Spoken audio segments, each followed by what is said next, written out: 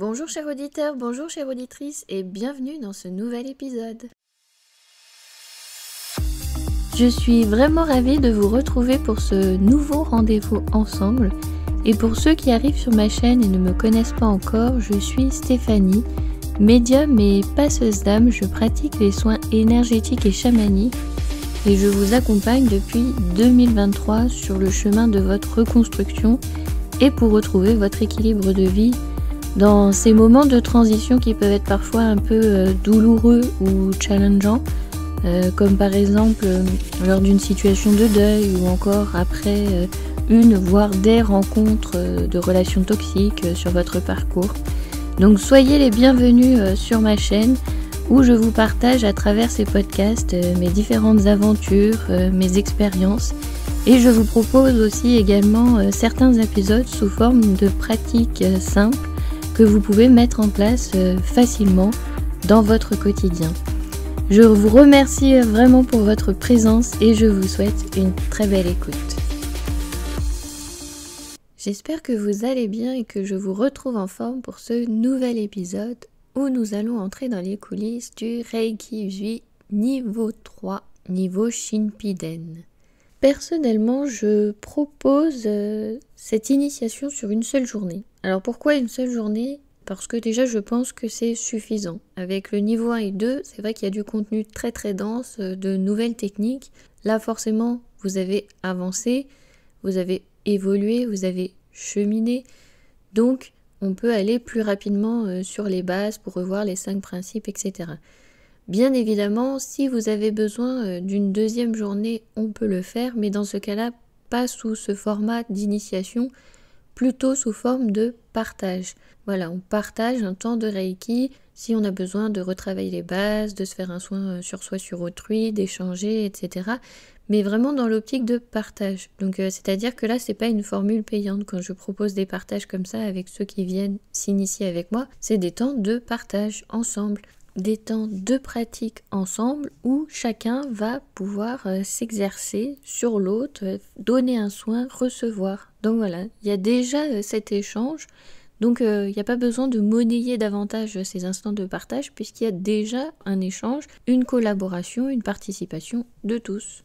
Et donc cette journée d'initiation, je la partage, même chose, toujours avec des temps théorique où l'on voit les techniques japonaises parce qu'il y en aura encore de nouvelles pratiques, de nouveaux exercices à faire, de nouveaux exercices à apprendre, à intégrer et des temps aussi également de pratique où nous allons les faire, ces exercices-là, nous allons nous entraîner. Donc il y a toujours ces va-et-vient entre la pratique et la théorie. Comme ça évite aussi que ce soit trop ennuyeux, qu'on reste assis à emmagasiner des informations théoriques. On a aussi des moments où on passe par le corps pour pouvoir faire. Donc ça reste toujours le même principe, ce va-et-vient entre la partie théorique et la partie pratique. Et quoi de mieux pour intégrer l'énergie Reiki, c'est de pratiquer l'énergie Reiki. D'où je fais ce va-et-vient entre la partie théorique et pratique. Il faut aussi avoir des moments où vous pouvez ressentir et on peut échanger sur ces ressentis pour pouvoir comprendre ce qui se passe, conscientiser et y amener au fur et à mesure un peu plus de conscience pour affiner tout ce qui est cette partie intuitive et sensitive. Alors forcément avec le niveau 1 et 2, vous avez vu que vous pouvez déjà travailler sur vous-même avec les symboles du niveau 2, travailler sur vous-même à travers l'espace-temps. Donc forcément vous allez vous dire mais en fait pourquoi continuer à avancer et à apprendre d'autres niveaux. Donc là le 3e degré, c'est vraiment une ouverture sur les autres, pour les autres mais aussi pour soi. On va avancer en travaillant sur soi plus profondément, mais pas de manière égoïste et fermée pour se retirer du monde et finir dans une grotte en ermite, mais plutôt dans l'optique pour faire la paix avec soi-même et apporter cette paix au monde. Là, il y a vraiment cette notion d'ouverture sur le monde pour plus d'amour, de paix, de compassion. Vous verrez que dans le niveau 3, en devenant maître, parce que vous allez apprendre le niveau maître, en devenant maître, on a cette forme de sagesse, vous savez, on se pose un petit peu plus.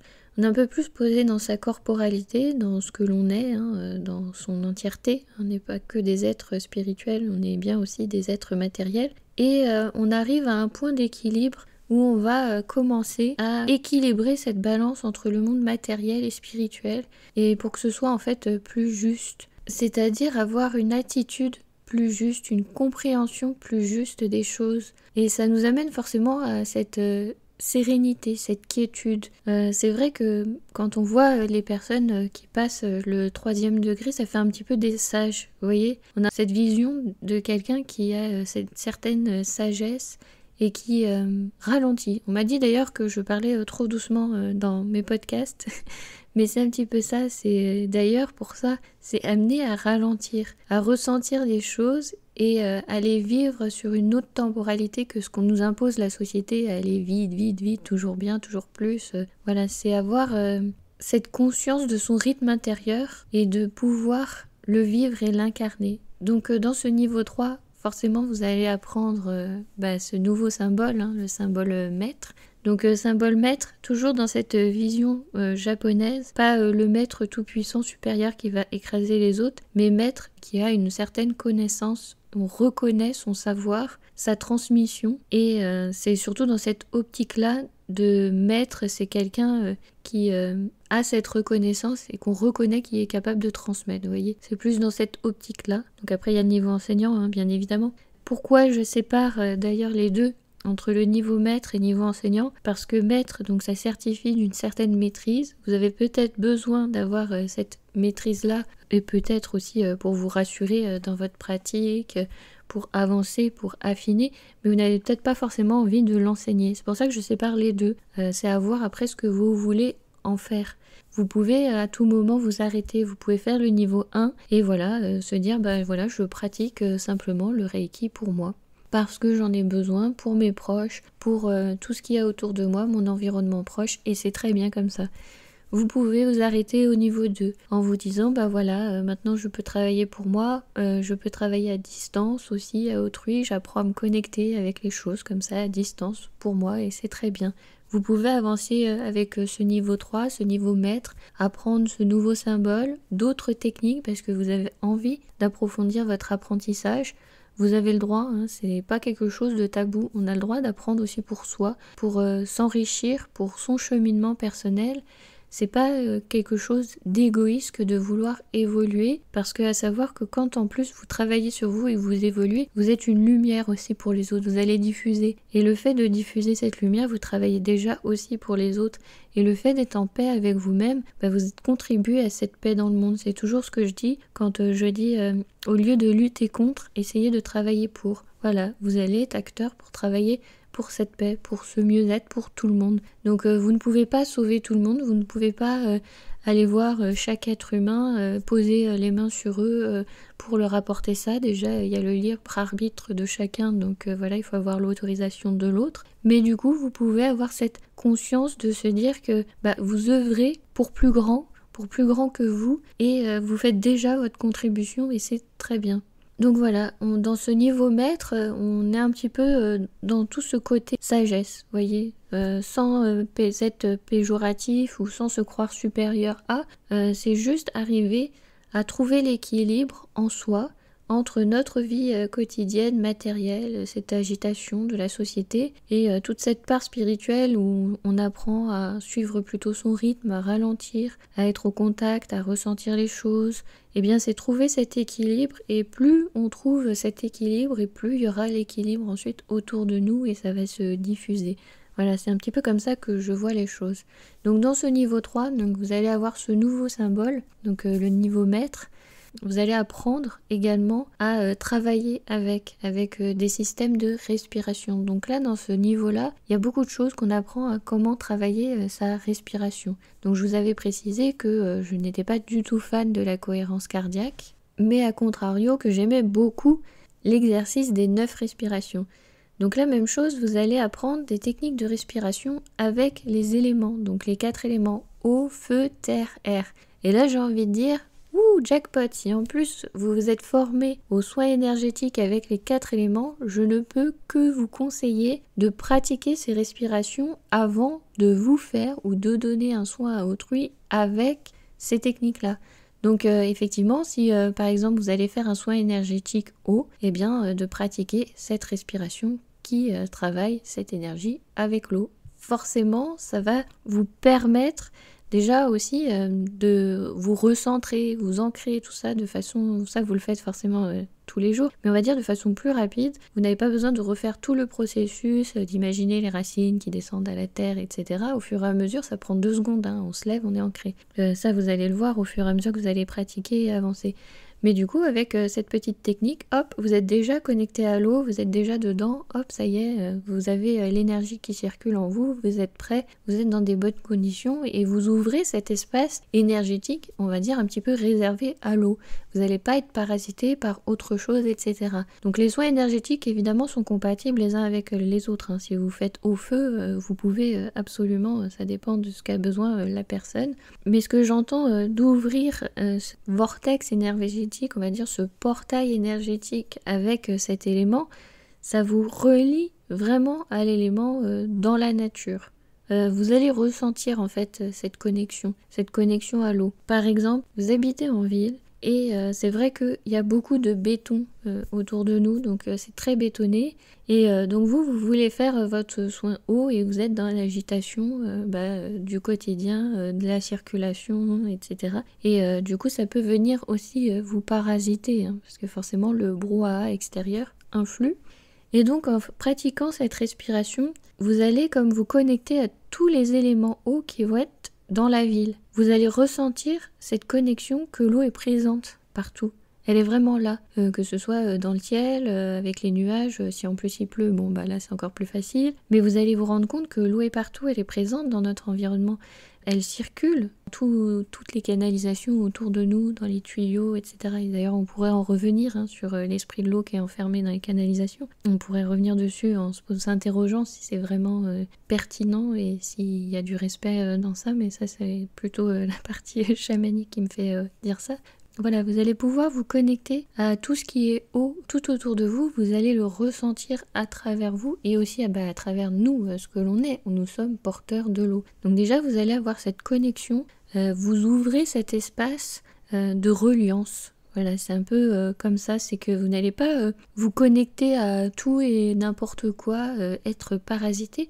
Vous créez des conditions favorables pour engager ce soin énergétique avec l'eau. Vous vous mettez dans de bonnes conditions pour pouvoir donner ce soin, donc à vous-même ou à autrui. Vous voyez, vous créez cet espace. C'est un petit peu comme les rituels, ce que j'expliquais sur ma chaîne des passeurs d'âme. C'est un petit peu ce rituel d'ouverture où vous allez commencer cette première connexion pour vous mettre dans les bonnes conditions pour pouvoir faire. Donc là, franchement, apprendre ces techniques de respiration qui se relient aux éléments et en plus savoir qu'ensuite on peut faire des soins énergétiques avec ces éléments, c'est forcément un gros plus. Ça, c'est sûr et c'est évident. En plus, je trouve, mais alors là, ça reste vraiment un avis personnel, le fait de se connecter comme ça aux éléments par la respiration, par toutes ces techniques, c'est aussi un moyen de se relier et d'honorer cet élément. J'ai ce fort sentiment, cette forte sensation de connexion interne et en même temps d'honorer et de gratitude. Ça marche un petit peu dans les deux sens, mais c'est la même chose quand je m'ancre, que je me relie à la terre, et à la fois je me relie à elle, je reçois son énergie, et en même temps je lui exprime aussi ma gratitude. Enfin, je fais toujours les choses dans cette optique-là. Donc dans ce niveau 3, vous avez beaucoup de techniques de respiration et pour vous connecter pour vous aux éléments, après ça dépend de ce que vous voulez en faire. Et tous ces exercices de respiration vous permettent de travailler votre souffle afin d'initier, parce que si vous avez déjà suivi des initiations, le souffle est utilisé. Donc même chose pour les personnes qui ne souhaitent pas qu'on leur souffle dessus, forcément on va imaginer que l'on souffle, on va le faire dans l'intention, on va envoyer cette énergie-là. Donc toutes ces techniques de respiration servent aussi à ça, c'est vraiment dans le but de cette transmission, travailler cette énergie aussi que l'on peut faire circuler à travers le souffle. Et aussi, moi je ressens cette connexion aussi que l'on travaille à travers sa respiration. Mais c'est la même chose quand vous pratiquez la méditation. Votre respiration est aussi un point d'appui pour vous ancrer, un repère qui vous donne aussi ce rythme, qui vous permet aussi cette concentration. Enfin vraiment le souffle fait partie intégrante de la technique et en fait partie intégrante de la vie. Le souffle de vie, c'est le souffle vital, c'est le souffle primordial. Si on ne respire pas, techniquement on est mort. Donc vraiment, apprendre à utiliser ce souffle en conscience. Donc si vous pratiquez aussi également le yoga, vous savez à quel point relier cette respiration au mouvement est important. Et bien c'est tout le travail en fait du niveau 3, c'est ce travail de la respiration, apprendre à l'utiliser en conscience, pourquoi faire et comment je peux le faire circuler, à quoi ça va me servir, comment je peux m'appuyer dessus, comment je peux m'en servir, etc. Donc dans ce niveau 3, beaucoup d'exercices de respiration. Vous avez l'apprentissage de ce nouveau symbole, le symbole maître, et avec ce symbole maître, il y a son Kotodama qui va vous servir également, que vous allez apprendre à pratiquer comme vous avez appris dans le niveau 2 avec les autres symboles. Il a aussi son son, puisque je vous avais expliqué que Mikao Usui utilisait ces sons de guérison profonde, donc on va dire transformation profonde parce qu'on n'a pas le droit d'utiliser le terme guérison qui est réservé à la médecine. Donc ces sons de transformation profonde, donc vous avez aussi ce son avec ce nouveau symbole et vous allez pouvoir aussi le travailler comme vous avez appris à travailler les autres Kotodama dans le niveau 2. Donc le niveau 3 est juste la suite logique avec ce nouveau symbole. Donc on peut dire Kotodama comme on peut dire Kotodama. Les deux prononciations sont possibles. Donc si vous cherchez sur internet, vous verrez un petit peu la signification de ce mot. Ça aussi, c'est accessible. Et vous allez apprendre aussi de nouvelles techniques japonaises. Donc voilà tout ce qu'il y a dans ce niveau 3. Nouveau symbole avec son Kotodama. Vous avez des exercices de respiration, ces nouveaux exercices qui vous permettent de vous relier aux éléments, mais pas que, il y a encore d'autres exercices de respiration, notamment avec le symbole maître. De nouvelles techniques japonaises, alors que vous allez pouvoir pratiquer pour vous, sur vous, pour pouvoir continuer à évoluer dans votre cheminement, mais il y a aussi des exercices à faire entre praticiens de Reiki Usui qui sont assez sympas, et il y a aussi des exercices que vous pouvez faire, mettre en pratique sur autrui, donc sur les personnes que vous souhaitez accompagner dans vos soins énergétiques. À savoir aussi, c'est que vous pouvez travailler aussi le souffle à distance quand vous êtes en train de travailler à distance avec des personnes. C'est absolument possible d'envoyer votre souffle, même si par exemple vous êtes en visioconférence, vous pouvez le faire, vous pouvez souffler pour envoyer. Donc la personne peut d'ailleurs ressentir ce courant d'air, cet air qui lui arrive dessus, ça peut arriver. Même quand je travaille par exemple avec les soins énergétiques avec l'air, il y a des personnes qui ressentent ce froid qui arrive. Même chose avec l'eau, quand il y a la glace, les personnes ressentent ce froid même si on est à distance. Donc vous pouvez tout à fait travailler cette technique aussi que vous allez apprendre avec le souffle, parce qu'il y a des techniques pour vous, mais il y a aussi des techniques pour travailler sur autrui. Donc le fascicule, vous voyez, il fait aussi des va-et-vient entre pour vous et pour autrui. Donc on sent bien ce parallèle de ce niveau 3 pour avancer pour votre cheminement, mais pour servir aussi les autres.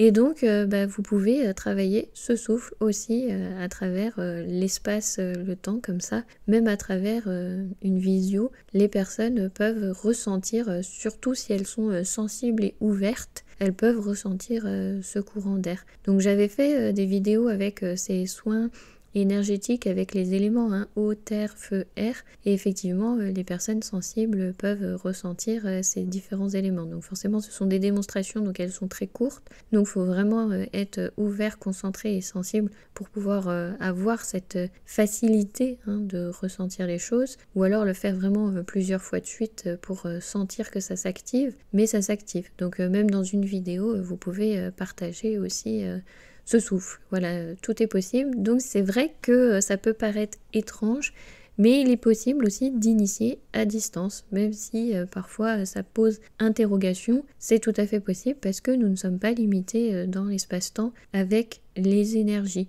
Ça a même été éprouvé de façon quantique, avec la physique quantique, qu'un état d'une particule influe sur une autre particule elles transfèrent l'information à des kilomètres dans l'instantané alors qu'elles ne sont pas du tout physiquement dans le même environnement, dans le même espace. C'est tout à fait possible. Je pense qu'il n'y a que des événements ou des choses que la science n'arrive pas à expliquer encore actuellement dans nos moyens, dans nos capacités, mais c'est juste par manque de connaissances, de techniques, d'avancées.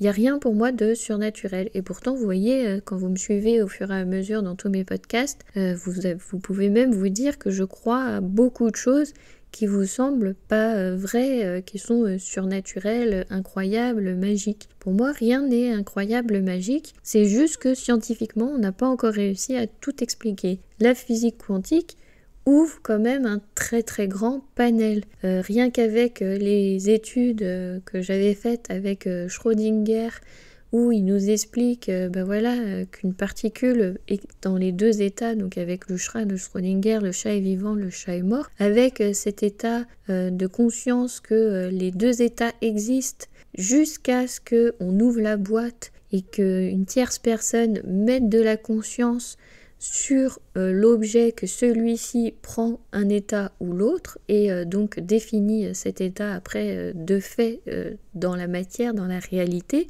c'est tout à fait, logique. Pour moi, c'est même carrément compréhensible. Il y avait une série, ça s'appelle Constellation, où ils les expliquent un petit peu ça. Ils sont dans ces deux états de matière, à la fois vivant et mort. Mais j'ai adoré cette série. Elle est absolument incroyable et elle nous parle exactement de ce principe. Nous existons dans tous les états possibles en même temps. Ça paraît complètement fou et aberrant et pour moi c'est juste de la logique. C'est pour ça que je vous dis, je ne pense pas qu'il y a ces notions d'espace-temps.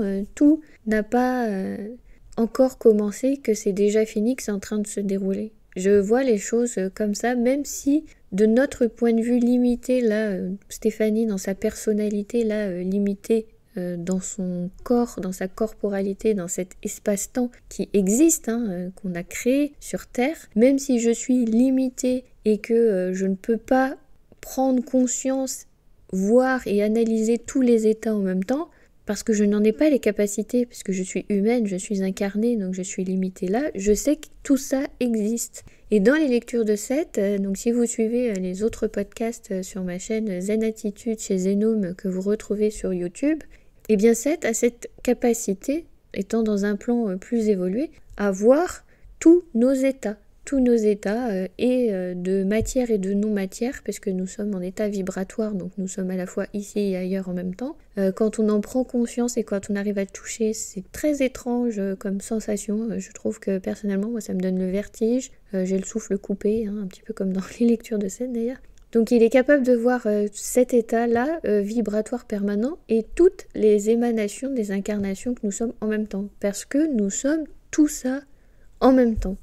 Donc voilà, là on est limité parce que on s'est fixé cet espace-temps, cette temporalité dans la matière ici présent, mais on existe aussi en état de non-matière ailleurs et dans d'autres états aussi de matière encore ailleurs à l'infini, et ça en même temps ensemble, et ça n'a pas commencé, que c'est en train de se dérouler, que c'est déjà fini.